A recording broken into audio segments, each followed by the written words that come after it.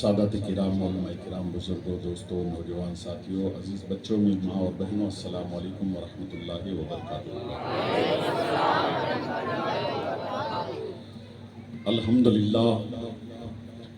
الحمدللہ الذی ابدع الافلاک والارضین والصلاة والسلام علی من کان نبی وآدم بین الماء والطین وعلی آلہ وصحبہ الطیبین الطاہرین، اما بعد، فاعوذ باللہ من الشیطان الرجیم، بسم اللہ الرحمن الرحیم۔ یا ایہا الذین آمنوا فی السلم کافہ، صدق اللہ مولانا العظیم وصدق رسولہ النبی الامین المتین الکریم، ونحن علی ذلک لمن الشاہدین والشاکرین والحمد للہ رب العالمین۔ یہ درد کیسا ہوتا ہے سینے کے آس پاس، یہ درد کیسا ہوتا ہے سینے کے آس پاس، ہم تو یہاں ہیں دل ہے مدینے کے آس پاس، ہم تو یہاں ہیں دل ہے مدینے کے آس پاس، اور نالے نے پا کے سرور عالم کو چومنے، نالے نے پا کے سرور عالم کو چومنے، حوریں کھڑی تھی عرش کے زینے کے آس پاس، حوریں کھڑی تھی عرش کے زینے کے آس پاس، اور ہاشمی ہمیں بھی شافعِ محشر بلائیں گے، ہاشمی ہمیں بھی شافعِ محشر بلائیں گے، جائیں گے ہم بھی حج کے مہینے کے آس پاس، جائیں گے ہم بھی حج کے مہینے کے آس پاس،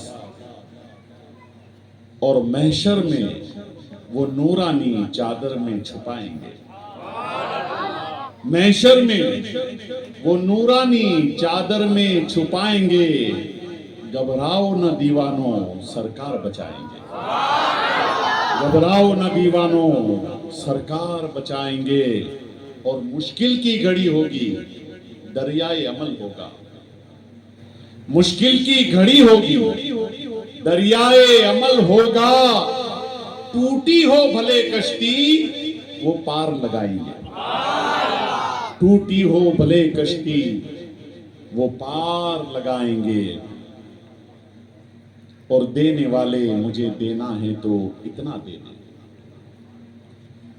دینے والے مجھے دینا ہے تو اتنا دے دے، میری کشکول میں خاک در طیبہ دے دے، میری کشکول میں خاک در طیبہ دے دے، اور چھین لے مجھ سے میری عمر کا ایک ایک لمحہ، چھین لے مجھ سے میری عمر کا ایک ایک لمحہ، یاد آقا میں، یاد آقا میں معطر کوئی لمحہ دے دے، یاد آقا میں معطر کوئی لمحہ دے دے۔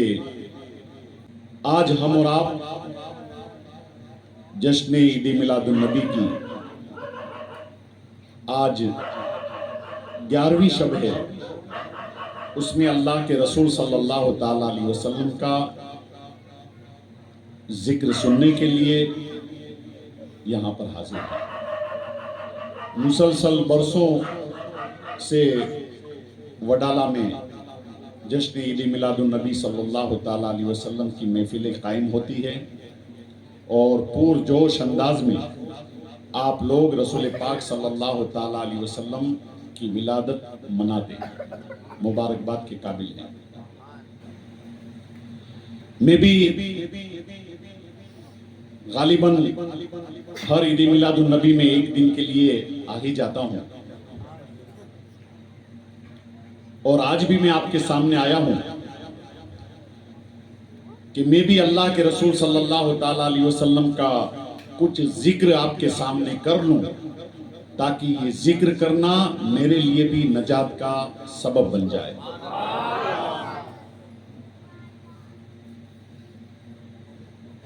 اللہ کے رسول صلی اللہ تعالیٰ علیہ وسلم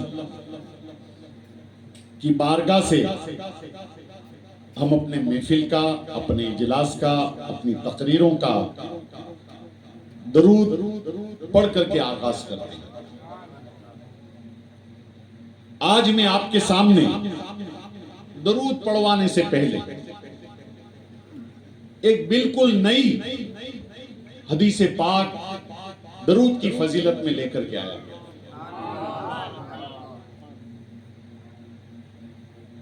اللہ تبارک و تعالی نے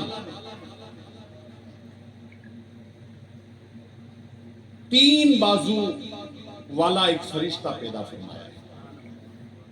ویسے فرشتوں کے 2 بازو ہوتے ہیں، بہت سے فرشتوں کے ہزاروں کی تعداد میں بازو ہوتے ہیں،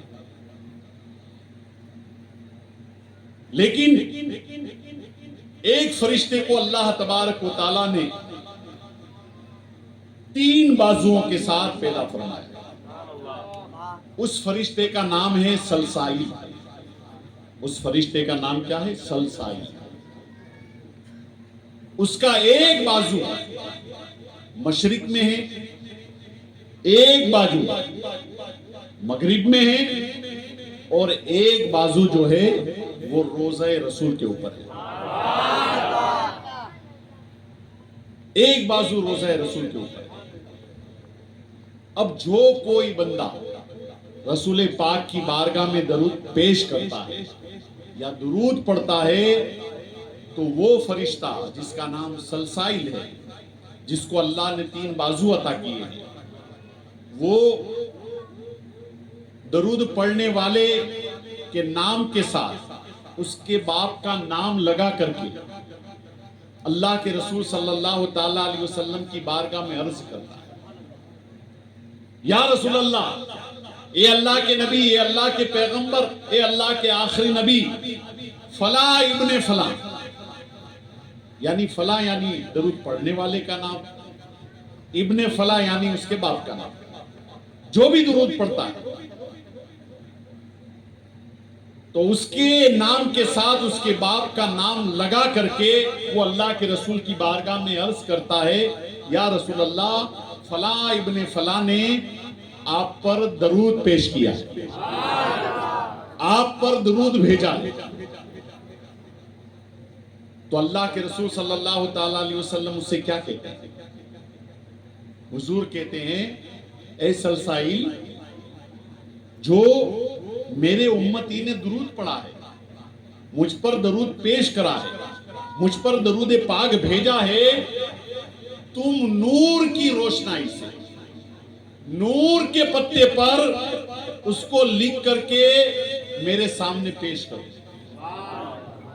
یعنی نور کی سیاہی سے، نور کی سیاہی سے نور کے پتے کے اوپر وہ درود پاک لکھ کر کے میرے سامنے پیش کرو، تاکہ وہ نور والا پتا جو ہے وہ کل قیامت کے دن میں میزان عمل پر رکھوں گا، جہاں پر انسان کے گناہ اور نیکیاں تولی جائیں گی، اور جب انسان کے میرے امتی کے گناہ بڑھ جائیں گے اور کوئی نیکی ایسی نہیں ہوگی کہ گناہ کے اوپر بھاری ہو جائے، تو میں اس پتے کو رکھوں گا تاکہ اس کے نیکی کا پلہ بھاری ہو جائے اور اللہ تبارک و تعالیٰ اسے جنت عطا فرمائے۔ اللہ تبارک و تعالیٰ اسے جنت عطا فرمائے۔ تو یہ ہے درود پاک پڑھنے کی برکت۔ اور فلاں ابن فلاں کا مطلب یہ نہیں کہ جو مرد ہی درود پاک پڑھے اس کو ہی یہ ثواب ملے گا۔ رسول پاک کا ہر کوئی امتی، چاہے وہ مرد ہو، چاہے وہ عورت ہو، چاہے وہ بوڑھا ہو، چاہے وہ جوان ہو، چاہے وہ بچہ ہو، جو بھی رسول پاک کی بارگاہ میں محبت کے ساتھ درود پاک پیش کرے گا، وہ درود پاک کا پتا جو نور کی روشنائی سے نور کے پتے پر لکھا ہوگا، اور اللہ کے رسول صلی اللہ تعالی علیہ وسلم میزان عمل کے ایک ترازو میں نیکی کے پلے میں وہ پتا رکھ دیا جائے گا تاکہ ہماری نیکیوں کا پلہ بھاری ہو جائے۔ لہذا محبت کے ساتھ درود پاک کا نذرانہ پیش کرو۔ اللہم صلی علی سیدنا و مولانا محمد وبارک وسلم، صلاۃ و سلام علیک یا رسول اللہ صلی اللہ تعالی علیہ وسلم۔ اللہ کے رسول صلی اللہ تعالی علیہ وسلم کا جب وصال ہوا، ظاہری زندگی سے اللہ کے رسول صلی اللہ تعالی علیہ وسلم ہماری نگاہوں سے روپوش ہو گئے، ہماری نگاہوں سے روپوش ہو گئے۔ تو اللہ کے رسول صلی اللہ تعالی علیہ وسلم کو غسل دیا گیا، اور غسل دینے کے بعد جو پانی سے اللہ کے رسول صلی اللہ تعالی علیہ وسلم کو غسل دیا گیا تھا وہ پانی کو 4 شیشیوں میں بھرا گیا. اللہ کے رسول صلی اللہ تعالی علیہ وسلم کے غسل کے پانی کو 4 شیشیوں میں بھرا گیا. اس میں سے ایک شیشی حضرت جبریل علیہ السلام لے کر کے گئے, ایک شیشی حضرت میکائیل علیہ السلام لے کر کے گئے, ایک شیشی حضرت اسرافیل علیہ السلام لے کر کے گئے, ایک شیشی حضرت عزرائیل علیہ السلام یعنی ملک الموت لے کر کے گئے. اب آپ سوچیں گے کہ حضور صلی اللہ تعالی علیہ وسلم کے غسل کا پانی یہ جبریل کیوں لے کر کے گئے, میکائیل کیوں لے کر کے گئے, اسرافیل کیوں لے کر کے گئے, عزرائیل کیوں لے کر کے گئے؟ ان کو کیا ضرورت ہے حضور صلی اللہ تعالی علیہ وسلم کے غسل کے پانی کی؟ کیونکہ وہ تو فرشتے ہیں, معصوم ہیں, ان سے گناہ سرزد ہونا ممکن ہی نہیں. اللہ تبارک و تعالیٰ نے فرشتوں کو معصوم پیدا کیا, ان سے گناہ ہو ہی نہیں سکتا. جس طرح انبیاء کو معصوم بنایا ہے کہ انبیاء سے کوئی گناہ ہو نہیں سکتا, اس طرح فرشتے بھی معصوم ہیں. تو ان کو حضور صلی اللہ تعالیٰ علیہ وسلم کے غسل کے پانی کی ضرورت کیا ہے؟ تو حدیث پاک میں آیا ہے کہ یہ جو غسل کی شیشی چاروں فرشتوں کے پاس ہے یہ ہمارے لیے فائدے کی بات ہے. اب ہمارے لیے فائدہ کیا؟ حدیث پاک میں آیا ہے, حدیث پاک میں آیا ہے کہ ملک الموت جب ہماری روح نکالنے کے لیے آئیں گے, رسول پاک صلی اللہ تعالی علیہ وسلم کے امتی کی روح کھینچنے کے لیے آئیں گے, تو دیکھیے جسم سے روح کا نکلنا کوئی آسان کام نہیں. موت کوئی معمولی چیز نہیں. موت کی سختی کا یہ عالم ہے جیسے زندہ بکری کی کھال کھینچی جا رہی ہے, اتنی تکلیف ہوتی ہے, اتنا سخت ہے روح کا نکلنا. تو حضرت ملک الموت جب رسول پاک صلی اللہ تعالی علیہ وسلم کی امتی کی روح نکالنے کے لیے آتے ہیں, اور آنے کے بعد جو رسول کا وفادار ہوتا ہے, جو رسول سے محبت کرنے والا ہوتا ہے, جو رسول کا چاہنے والا ہوتا ہے, جو رسول کا گن گانے والا ہوتا ہے, وہ رسول پاک کے غسل کا پانی جو شیشی میں ملک الموت کے پاس ہے اس میں سے ایک قطرہ اس مرنے والے کے منہ کے اندر ڈال دیتے ہیں تاکہ اس کی روح آسانی کے ساتھ نکل جائے. اس کی روح آسانی کے ساتھ نکل جائے. اور حضرت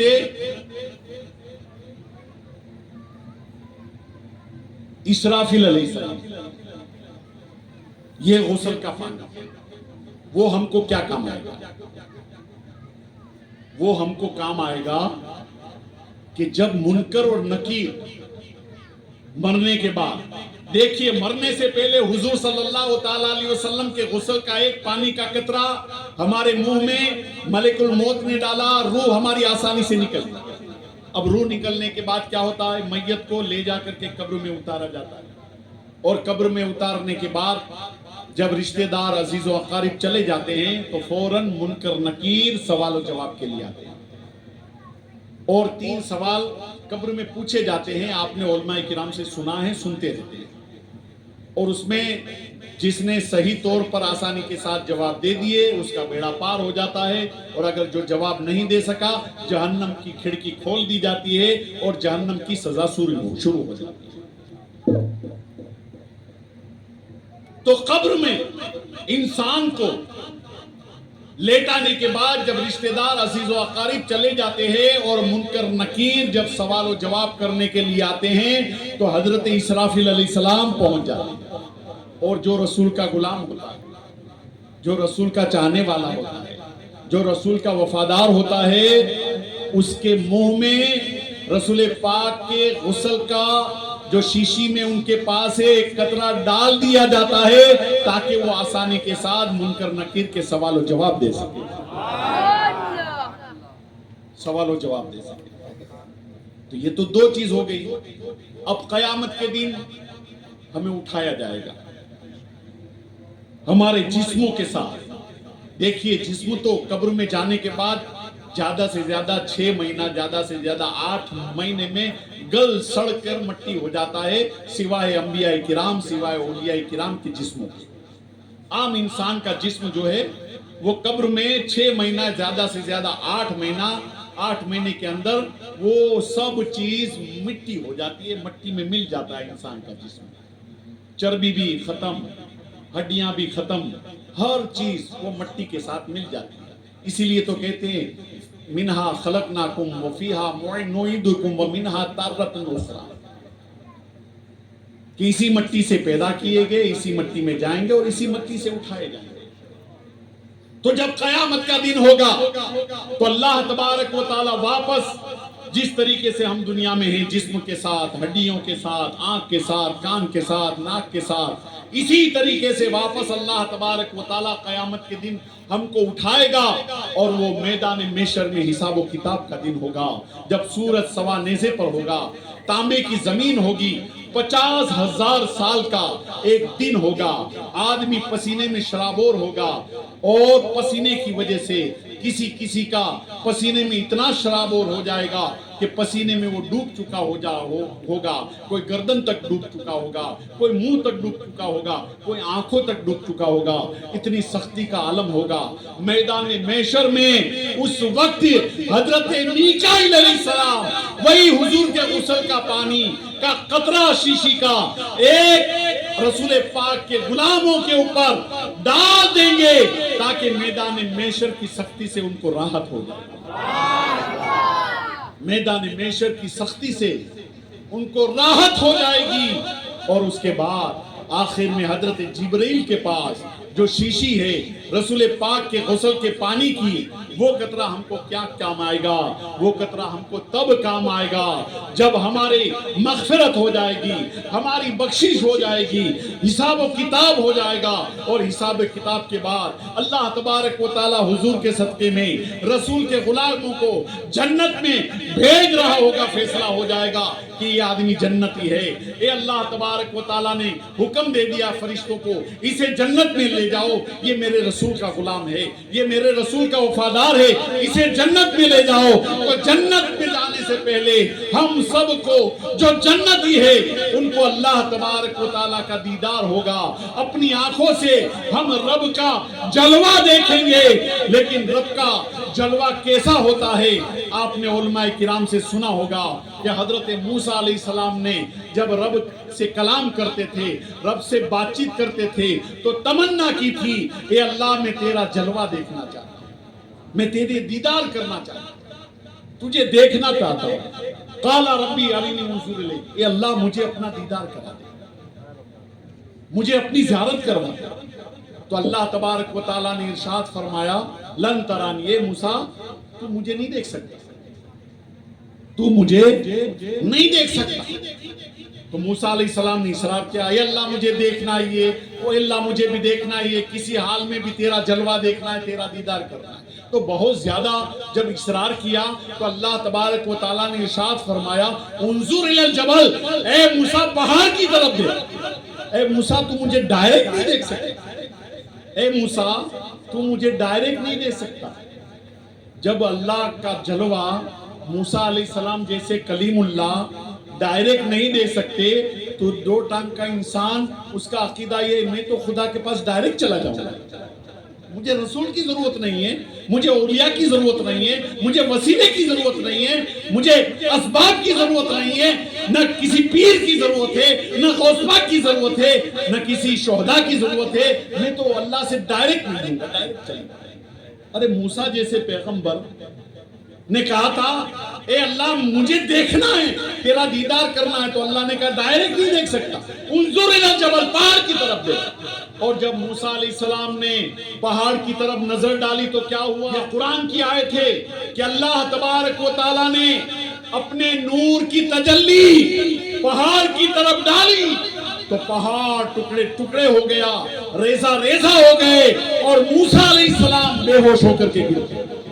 رب کی تجلی کو موسیٰ علیہ السلام دیکھ نہ سکے، تاب نہ لا سکے، پہاڑ پر تجلی ڈالی، پہاڑ ٹکڑے ٹکڑے ریزہ ریزہ ہو گیا اور موسیٰ علیہ السلام بے ہوش ہو گئے، بے ہوش ہو کر کے گر گئے۔ تو رب کی تجلی کو دیکھنا آسان نہیں ہے۔ یہ تو قربان جاؤ اے رسول پاک کا کلمہ پڑھنے والوں، اے رسول پاک کے دیوانوں، جس تجلی کو پہاڑ کے ذریعے سے بھی موسیٰ علیہ السلام دیکھ نہ سکے، اس رب کو معراج کی رات میرے آقا صلی اللہ تعالیٰ علیہ وسلم نے اپنی ماتھے کی آنکھوں سے دیکھا۔ رائت ربی فی احسن صورت، اللہ کے رسول نے ارشاد فرمایا میں نے اپنے رب کو اچھی صورت میں دیکھا، میں نے اپنے رب کو اپنی ماتھے کی آنکھوں سے دیکھا۔ موسیٰ علیہ السلام پہاڑ کے ذریعے سے بھی نہ دیکھ سکے، لیکن ہمارے نبی صلی اللہ تعالیٰ علیہ وسلم نے معراج کی رات اسی نبی کی تجلی کو اپنی ماتھے کی آنکھوں سے دیکھا۔ تو یہ تو ہمارے محبوب کا مقام ہے، ہمارے آقا کا مقام ہے۔ تو قیامت کے دن جب رسول کے امتی کو جنت میں بھیجنے کا حکم ہو جائے گا اور وہ کہے گا اے رب تو مجھے اپنا دیدار کرا دے، تو ذرا سوچو موسیٰ علیہ السلام اللہ کا دیدار نہ کر سکے تھے، تو ہم تو رسول پاک کے غلام ہیں، ہم اللہ کی تجلی کو کہاں دیکھ سکیں گے، کہاں برداشت کر سکیں گے؟ لیکن اس وقت میں حضرت جبرائیل علیہ السلام رسول پاک کے غسل کا پانی کا ایک قطرہ ہماری آنکھوں میں ڈالیں گے تو اللہ کی تجلی آسانی کے ساتھ ہم لوگ دیکھ سکیں گے۔ اللہ کی تجلی آسانی کے ساتھ ہم لوگ دیکھ سکیں گے۔ تو یہ حضور صلی اللہ تعالیٰ علیہ وسلم کی محبت ہے، رسول پاک صلی اللہ تعالیٰ علیہ وسلم کی محبت، رسول پاک صلی اللہ تعالیٰ علیہ وسلم کی وفاداری، یہ ہم کو جنت میں پہنچائے۔ رسول پاک صلی اللہ تعالیٰ علیہ وسلم سے محبت کی، ہم دعویٰ تو کرتے ہیں محبت کا کہ ہم رسول پاک کے شیدائی ہیں، ہم رسول پاک سے محبت کرنے والے ہیں۔ یہ عید میلاد النبی کی محفلیں کیوں مناتے ہیں؟ یہ محبت کا ثبوت ہے۔ یہ عید میلاد النبی کا جلوس نکالا جائے گا، یہ بھی محبت کا ثبوت ہے۔ گھروں کو روشن کیا جاتا ہے، یہ بھی محبت کا ثبوت ہے۔ ہمارے بچوں کے ہاتھوں میں، بڑوں کے ہاتھوں میں جھنڈیاں ہیں، یہ بھی محبت کا ثبوت ہے۔ لیکن رسول پاک صلی اللہ تعالیٰ علیہ وسلم کی سچی محبت تو یہ ہے کہ رسول پاک صلی اللہ تعالیٰ علیہ وسلم نے جو ہم کو حکم دیا ہے اس پر ہم عمل کریں گے تو رسول پاک کی سچی محبت ہمارے دل میں۔ رسول نے ہم کو حکم دیا ہے نماز پڑھو، رسول نے حکم دیا ہے روزہ رکھو، رسول پاک صلی اللہ تعالیٰ علیہ وسلم نے کہا زکوٰۃ دو، رسول پاک نے کہا حج پڑھو، رسول پاک نے کہا ماں باپ کی فرما برداری کرو، رسول پاک نے ارشاد فرمایا پڑوسیوں کا حقوق ادا کرو، آپس میں لڑو نہیں، آپس میں جھگڑو نہیں، آپس میں محبت کے ساتھ مل جل کر کے زندگی گزارو اور حرام کاموں سے بچو، شراب سے بچو، جوئے سے بچو، زنا سے بچو، چوری سے بچو، سود سے بچو، نافرمانی سے بچو، غیبت سے بچو، کینہ سے بچو، بغض و حسد سے بچو۔ ان چیزوں سے روکا ہے۔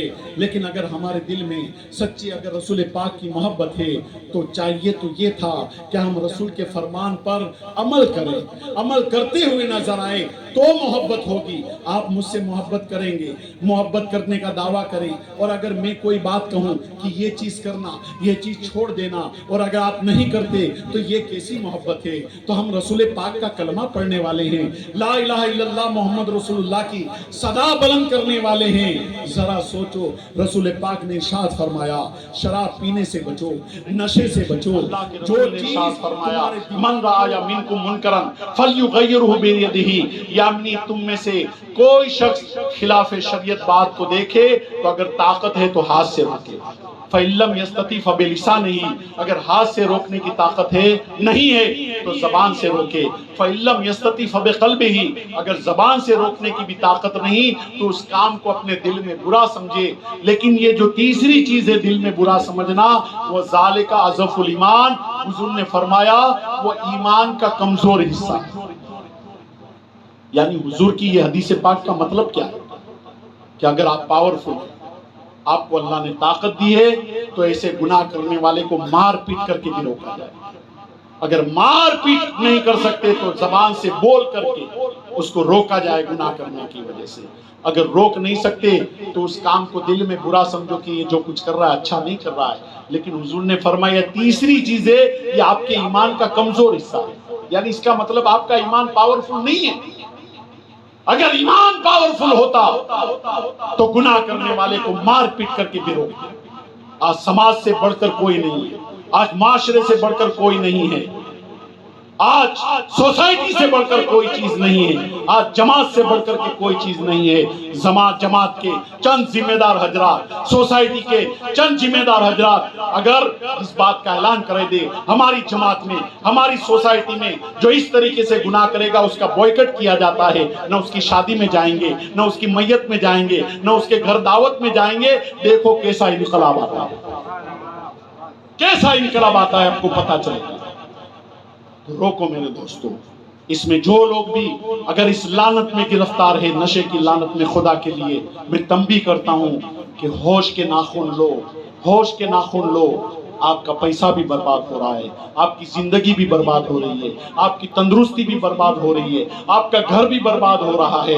اور جب آپ نشیڑی ہوں گے آپ کا بچہ عالم دین نہیں بن سکتا, حافظ قرآن نہیں بنے گا, نیک نہیں بنے گا. پھر وہی ہوگا جب آپ کے اوپر بڑھاپا طاری ہوگا تو یہی بچہ جس نے آپ کو نشہ کرتے ہوئے دیکھا ہے, گھر میں لڑائی جھگڑا کرتے ہوئے دیکھا ہے, بیوی کو مار پیٹ کرتے ہوئے دیکھا ہے, یہ بچہ بڑا ہو کر آپ کو آپ کی خدمت نہیں کرے گا بلکہ شادی ہونے کے بعد بیوی کو لے کر کے چلا جائے گا دوسری جگہ.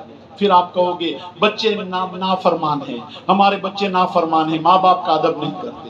ارے ماں باپ کا ادب تب کرتے جب ماں اور باپ بچے کو اچھی تعلیم دیتے, قرآن کی تعلیم دیتے, نیکیوں کی تعلیم دیتے, اس کو نماز پڑھنا سکھاتے, روزہ رکھنا سکھاتے, قرآن پڑھنا سکھاتے. اور